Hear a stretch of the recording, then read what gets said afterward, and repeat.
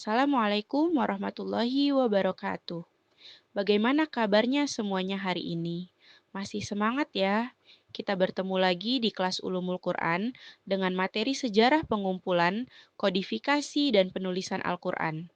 Baik, karena semuanya sudah hadir, maka kita mulai perkuliahan kita dengan membaca Bismillahirrahmanirrahim. Pada pertemuan kali ini mengacu pada CPMK dan sub-CPMK, diharapkan mahasiswa menguasai konsep teoritis serta dapat menganalisis sejarah pertumbuhan dan kodifikasi ilmu-ilmu Al-Quran dari masa Nabi Muhammad SAW dan para sahabat. Sekarang, coba kita review pertemuan minggu lalu. Siapa yang bisa menyampaikan apa materi perkuliahan Ulumul Quran minggu lalu? Tadi sudah direview materi minggu lalu, yaitu tentang nuzulul Quran. Sekarang, untuk link jurnal yang sebelumnya sudah Ibu bagikan, apakah sudah dibaca semua?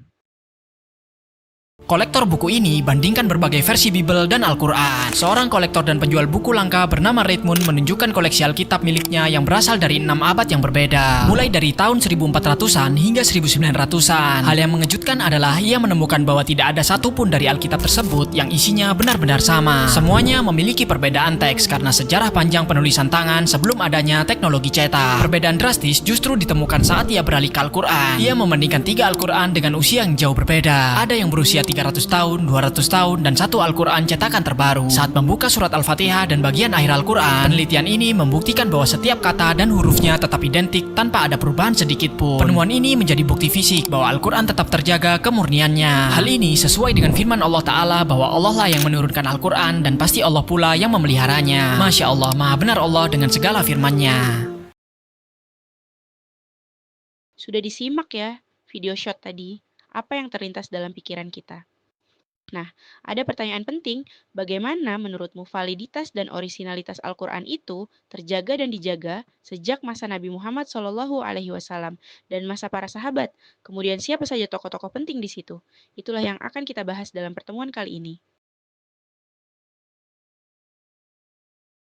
Baik, apa sebenarnya makna esensial dari Jam'ul Quran atau pengumpulan Al-Quran? Yang pertama, menghimpun dan menghafalkan di dalam hati dan sanubari para sahabat yang memiliki kekuatan memori yang luar biasa. Yang kedua adalah menuliskan ayat-ayat Al-Quran dalam media fisik, yaitu lembaran-lembaran sederhana saat itu untuk menjaga keaslian teksnya. Tulisan tersebut tidak dicampur dengan hal lainnya, termasuk penjelasan dari Nabi Muhammad SAW.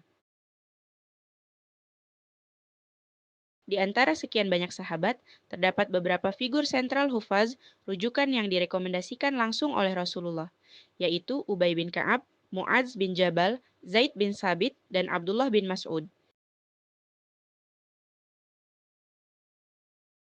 Pada masa Nabi terdapat pula para pencatat atau penulis wahyu di kalangan sahabat, yaitu Zaid bin Sabit, Ali bin Abi Thalib, Utsman, dan Muawiyah. Meskipun pencatatan dilakukan pada media seadanya, yaitu pelepah kurma, usup, batu tipis putih, likhaf, kulit binatang, horika, serta tulang belikat unta, aktaf. Dan setiap bulan Ramadan, malaikat Jibril memverifikasi hafalan Rasulullah secara berkala, menjaga akurasi urutan ayat hingga akhir masa hayat beliau. Setelah wafatnya Rasulullah SAW, meletuslah perang Yamamah untuk menumpas nabi palsu Musailamah al-Kadzdzab. Meskipun menang, namun para puluhan sahabat penghafal Al-Quran terbaik, syahid. Kondisi kritis ini memicu kekhawatiran mendalam pada diri Umar bin Khattab, yang kemudian mengusulkan kepada Sayyidina Abu Bakar sebagai khalifah untuk menghimpun penulisan Al-Quran dalam satu mushaf. Meskipun ia tidak setuju awalnya, namun dengan mempertimbangkan kemaslahatan umat akhirnya dibentuklah tim pengumpulan tulisan-tulisan Al-Quran. Sayyidina Abu Bakar kemudian menunjuk Zaid bin Sabit karena amanahnya, integritasnya, kecerdasan yang dimilikinya, serta pengalamannya sebagai penulis wahyu utama bagi Rasulullah. Adapun seorang Zaid menerapkan standar metodologi pengumpulan Al-Quran dengan ketat, tidak menerima ayat kecuali memenuhi 2 syarat mutlak, yaitu harus ada bukti tulisan fisik asli dari masa Nabi serta disaksikan oleh minimal 2 saksi yang adil. Setelah semua tulisan yang diverifikasi kebenarannya tadi terkumpul, maka kemudian mushaf kompilasi pertama ini disimpan oleh Abu Bakar, lalu beralih ke Umar, dan terakhir diamanahkan kepada Hafsah binti Umar, istri Nabi. Selanjutnya, fase ketiga. Pada masa Khalifah Utsman bin Affan, wilayah Islam meluas hingga ke Armenia dan Azerbaijan. Di sana, para mu'alaf mempelajari Al-Quran dari guru-guru sahabat yang berbeda lahjah dialeknya. Ketiadaan rujukan tunggal tertulis memicu pertikaian keras antarumat di perbatasan militer, saling menyalahkan cara baca masing-masing. Menyaksikan langsung potensi perpecahan umat tersebut, Panglima Hudzaifah bin Al-Yaman segera menghadap Khalifah Utsman di Madinah. Sayyidina Utsman kemudian membentuk tim penulisan mushaf yang juga dipimpin oleh Zaid bin Sabit untuk mengakomodir bacaan atau qiraat Al-Quran ke dalam satu mushaf utama yang disebut Mushaf Al-Imam. Saat ini dikenal dengan nama Mushaf Utsmani. Utsman meminjam mushaf asli dari Hafsah dan memerintahkan tim Zaid bin Sabit, Abdullah bin Az-Zubair, Sa'id bin Al-Ash, Abdurrahman bin Al-Harits untuk menyalinnya kembali. Lembaran salinan dikirim ke berbagai pusat kota Islam, Makkah, Syam, Kufah, Basrah, Madinah. Sekarang, kelas akan dibagi menjadi 3 kelompok. Kelompok satu, masa Rasulullah Shallallahu Alaihi Wasallam. Kelompok 2, masa Khalifah Abu Bakar. Dan kelompok 3, masa Khalifah Utsman bin Affan. Di sesi ini, masing-masing kelompok silakan mempresentasikan hasil diskusinya. Baik, luar biasa hasil presentasinya. Dapat kita buat dalam bentuk tabel, poin-poin penting dari ketiga fase tersebut sebagaimana berikut. Jika masih ada pertanyaan, kita bisa lanjutkan di sesi diskusi bersama ini.